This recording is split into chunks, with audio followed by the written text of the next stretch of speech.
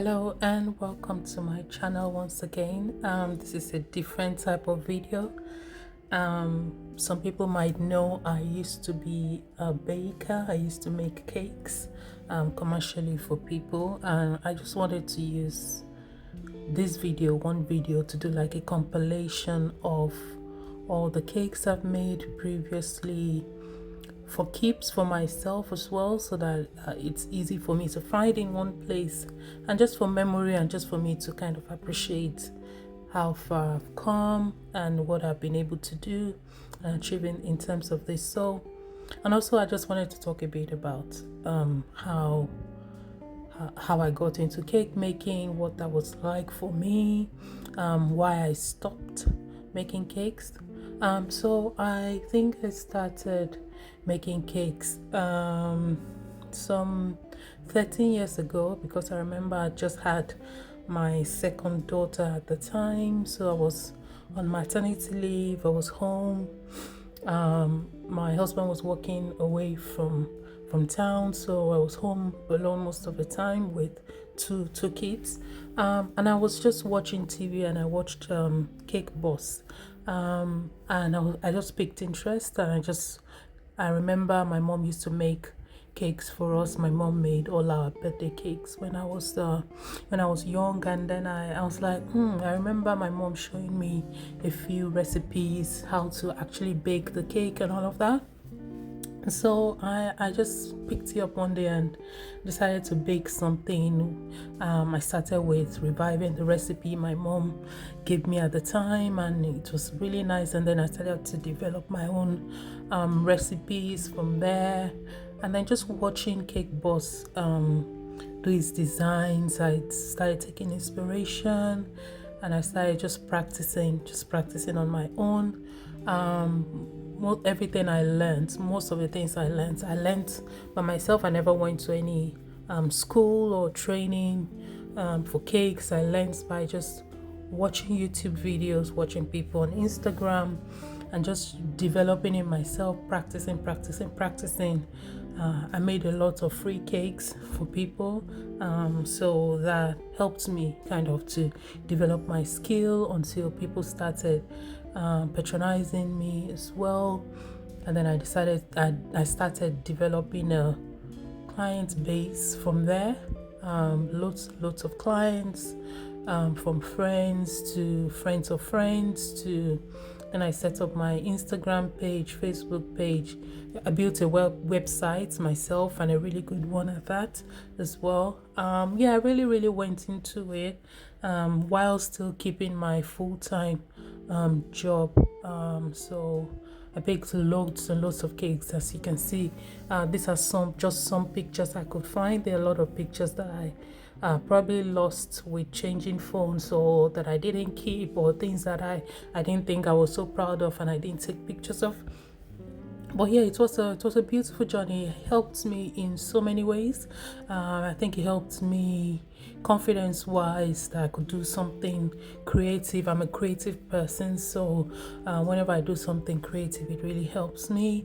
It helps me emotionally. There were a few things I was kind of struggling with, and it just kind of helped me to just focus on something artistic, and that kind of just helped me get through some difficult times. And then just I made some money out of it, not a lot. Cake making may not be as profitable as some people think it is, considering the amount of energy that goes into it, but it makes enough for some people if you can build it in such a way that you focus on it to make profit. Then you can make profit from it. But if you're focusing on it from a place of just love, there are things that you would let go of. There are things that you might take for granted. There are free things you would do, and in that you may not be able to make money. So for me at the time, I was just really just loving it, just enjoying the time. And then it turned into kind of like a mini business for me as well. It was a good time while it lasted. It got too busy. It became too much for me to handle it with a full-time job, and I wasn't going to leave my job for cake making. I wasn't ready for that move. yet, and I'm still not ready for that move yet. So it's definitely not something I'm looking at for now at all. There are other ventures I'm thinking of doing, not cakes. If I were to go back into cakes, I would need like a really big investment to push it out to the level where I need it to be. So all of this you're saying I did all by myself. So I didn't have any assistance. I never employed anyone. So that was a lot. Doing that with a full-time job was a lot. I had a bit of time during COVID because offices closed and all of that. I had a bit more time to spend on it, but once things kicked off again with work, I just couldn't. And then there were a few other things that discouraged me. All the friends and family discounts, all the expectations that you're supposed to make free cakes for people, things like that. The pricing, people don't really want to pay you for the work and the effort it takes. And then there were a few cake disasters, which would live with me as traumatic experiences forever, I think. I'll share one. There was a wedding cake I was going to deliver, and it just tumbled. 3-tier wedding cake fell in the car, tumbled. I did everything to rescue it, brought it back home, tried to salvage it, nothing worked. It never went back to how it's supposed to look. I just had to go deliver it that way, but I still had to refund the entire amount paid for it. So I lost money, lost time. It was really discouraging for me. So yeah, just things like that kind of sets you back when you're doing something you really love like this. But yeah, I've had more good times than bad. There's been a few customers who have been really horrible. All of those can be quite discouraging as well. So you really need to be prepared for it if you wanted to go into it. I want to take a minute to acknowledge a friend of mine that helped me. She's based in South Africa. My lovely friend Kemi.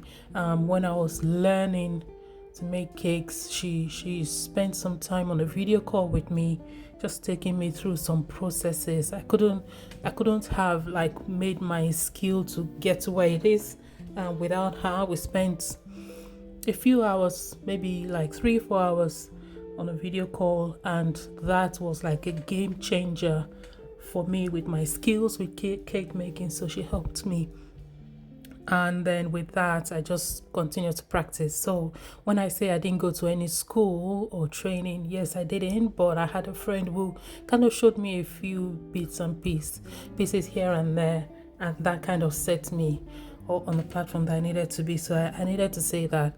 But yeah, if you want to go into cake making, first of all, in the UK you need to have your approval from the council to do anything with food. So make sure you do that. If you don't, you could get into a lot of trouble. Make sure you get your approval. I did all of that at the time. It's a tedious process, but it's worth it. So good, get your food like a food processing approval. I've forgotten what it's called now, for you to be able to do anything with food and sell anything that has food in it to people, to the public.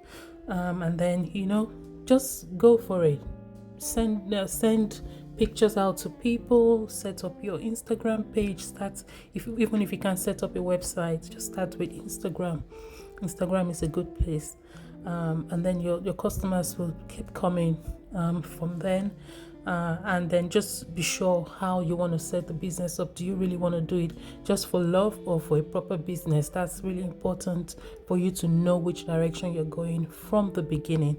So yeah, I hope this helps people, and I hope you've enjoyed just looking at the pictures, like I have enjoyed just looking at them and just remembering those moments. Those were really beautiful moments for me, that I was a part of people's celebrations, weddings, birthdays, anniversary, all of that. It was a beautiful process. It was called Burials Cakes at the time. So yeah, that's all closed now. If it ever comes back, I'll let everyone know, but it's not in the pipeline. I'm into thinking of doing other things now, content, fashion, all of that.